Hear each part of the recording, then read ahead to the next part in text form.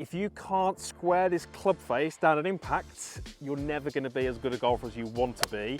In this video, I'm going to share with you what the pros do, how they do it, and if you can start to implement some of that in your golf swing, you're bound to get better. So in order for us to kind of demonstrate this, we're going to do this from standing up and the club head at my eye level, because we just want to make it a little bit simpler to kind of visualize. So if I was to take a setup to this golf ball, and we're just going to stand up and have the club moving around me at sort of this head height. So when I take an address from here, the leading edge of the golf club is vertical. That's our square position. This would be classed as open. This will be classed as square. So we need basically at impact to return to here or pretty close to here. So what happens in the golf swing? Well, does that club face, do those grooves and that leading edge, do they stay perfectly vertical? No, they don't. If you're hitting a chip like this, potentially you can. But what happens if we try to keep those grooves vertical forever is we get to a point where we kind of get a bit stuck. Can't really go much further. Can't really get my arms. I can't really get the club around behind me. So what we have to do is we have to use our arms, and we have to fold and rotate our arms. That allows us to get into what would be classed as a pretty full backswing position.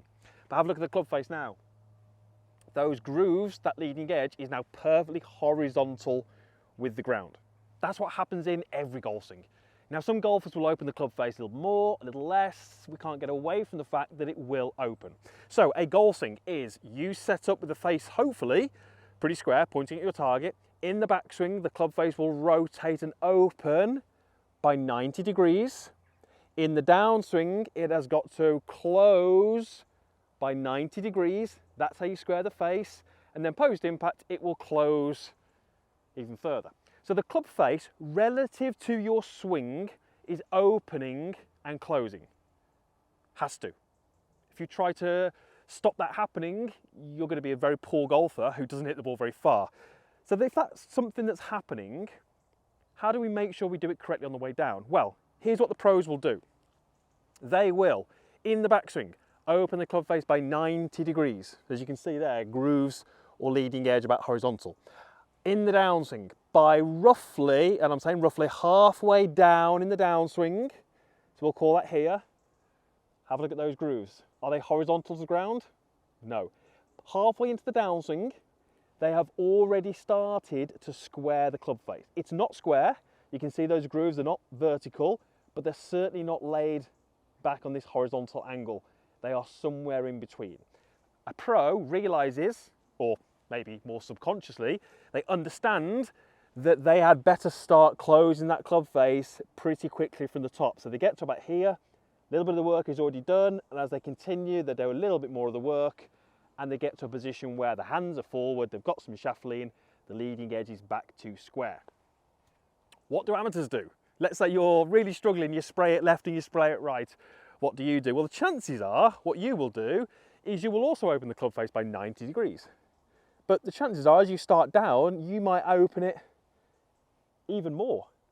And the chances are, when you get to around about this position, you haven't done any work to start to square it.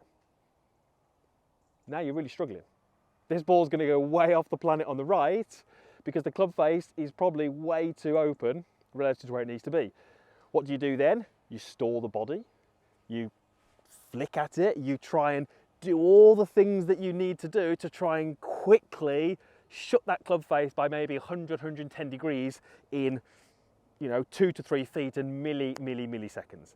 That's why you'll stand on a tee with a driver and you'll hit a drive and you'll bomb it straight down the middle. And you'll say to your playing partners, say, I know I can do it, I know I can do it. And you walk onto the next tee and you'll lose your ball right out of bounds. And you go, why can't I do it every time? Well, the reason you can't do it every time is because you're making it too difficult. You're relying on your timing and impact. And if you rely on your timing and impact, you will just be inconsistent. Just by its nature, it's not repeatable. So here's the drill I want you to do.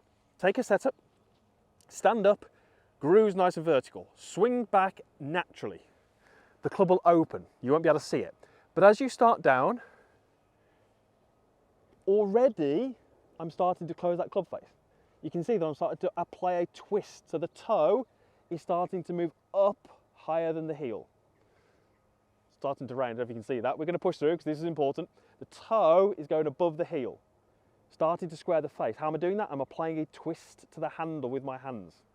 So when you get that club sort of into your vision, sort of by your right ear, I want that club to be starting to square. Now, here's a really important part. The club head has to stay on this horizontal line around you. Has to. So as I'm doing that, notice how the club is staying on this horizontal line. Watch what happens to the club face if I do a very different move. Watch what happens to that leading edge. Notice how it's getting closer to square, but look where the club head's going, up. So this is a movement which would move the leading edge closer to that vertical position. But you notice the club shaft angle is changing. That in a golf swing would be this, which is why so many golfers make this movement, because it feels like it's a good way to square the face. But notice what happens to the club shaft and the club head. Now we're swiping right across the golf ball. So here's your little drill. We'll do this before that rain picks up. Grooves vertical. Let your arms rotate. Grooves go horizontal. Start your downswing. Start to square the face. Club head, opposite right ear. Grooves are going to be starting to turn back to vertical. Don't have to be there. Continue that movement. Right way through to the club in front of you. Grooves are now nice and vertical, and my hands are in front. I've got some shaft lean. Then you tip over and you do the same thing. You make your natural backswing. You start your downswing. Club face starts to turn down, and then you continue that. And that's what's going to allow you to hit straighter shots. But because we're doing it in the right way, the way the pros do it, you get the shaft lean as well. So important, which means that you can start to put pressure on the golf ball. You can start to put loft on the club, which is less than what's on the club. That's how you get the right ball flight. That's how you get more speed into the golf ball. That's how you hit it further. Are you going to do it when it's raining? Maybe not. I'm going to hit one shot before we finish the video. I'm going to get a bit wet in a moment. And I'm just going to try and put it all into one swing, squaring that face early in the downswing.